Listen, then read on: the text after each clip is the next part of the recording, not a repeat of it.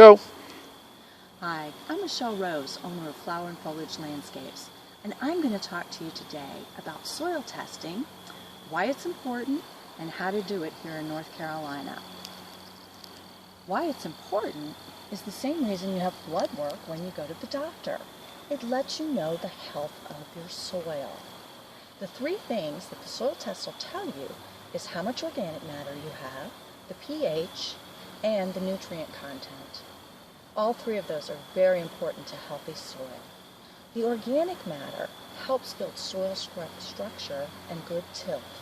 It also can contain microorganisms that work with the roots for uptake of nutrients, so it makes the plants really happy. Another bonus is organic matter will hold more moisture in the soil, which is great when we have those dry spells. The pH is also important because different plants have preferences for soil pH. Our native plants, like these azaleas and dogwood, they prefer a slightly acidic soil. However, turf, especially fescue and bluegrass, well, they prefer something closer to neutral, around 6.5. But the soil pH determines how much and what nutrients are available to the plants. So it's very important. The nutrient content is also important because that lets you know whether or not you need to fertilize and what and how much fertilizer you need. So, to get started, the first thing you need is this one soil sample submission form, and you will fill it out with your name, address, phone number, email address, the county you live in, and how many samples you will have. Now, to figure out how many samples you need or how many sample areas you have, flip over to the back, and on the bottom is the lawn and garden section. There's 12 different codes there, such as veggie garden, flower garden, lawn. Centipede grass is a separate category, trees and shrubs. Look at those codes, see what best matches the different areas of your landscape, and that will tell you how many samples you need. It's not uncommon to have anywhere from 3 to 6 samples in a yard, depending on how much gardening you're doing and the types of plants you have. You will also, so then you can flip back to the front and name your samples. Give them very simple names, like grass, veggie, shrub, tree. That way when your soil test results come back, you'll know which area you're talking about. You'll need to know how much lime you've applied to each of these areas in the last year. If it's been over a year, you just put 0. But they do need to know that because lime does have a residual effect in the soil. There's the first crop and the second crop, mostly for the benefit of the farmers. Unless you are changing vegetation, such as converting some lawn into a vegetable garden or taking out some trees in order to have some sun-type perennials, your code and crop will be the same for both the current and the future. The next thing you need to do is fill out the sample box, again with your name, address, phone number, and the sample name.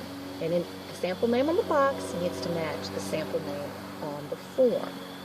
Also on the box are the instructions for how to take the soil sample, and it even directs you to the website if you have more questions or need more information. So now we're ready to take our soil samples. In order to do that, you need a few things. You need something that is going to be able to get into the soil a good 3 to 4 inches. I like to use my Soil Pro. Ball planters work great. And your basic trowel or spade will also work. The samples need to go into some sort of clean plastic container. It can be something, a bucket you borrowed from the sandbox, an old mop bucket. It doesn't matter as long as it's clean. Do not use any metal containers because they can contaminate your sample. Now in your sample area, you are going to want to randomly select 15 to 20 samples. So we're going to push in here and see what we can get. Didn't quite get as far as we wanted, but we are seeing some nice fertile soil there on top.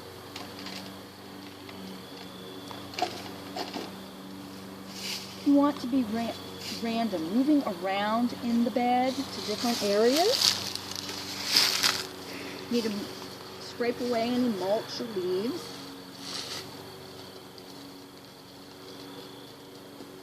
There we go. That went good. All right, you can even see the organic matter building soil on the top and the clay underneath.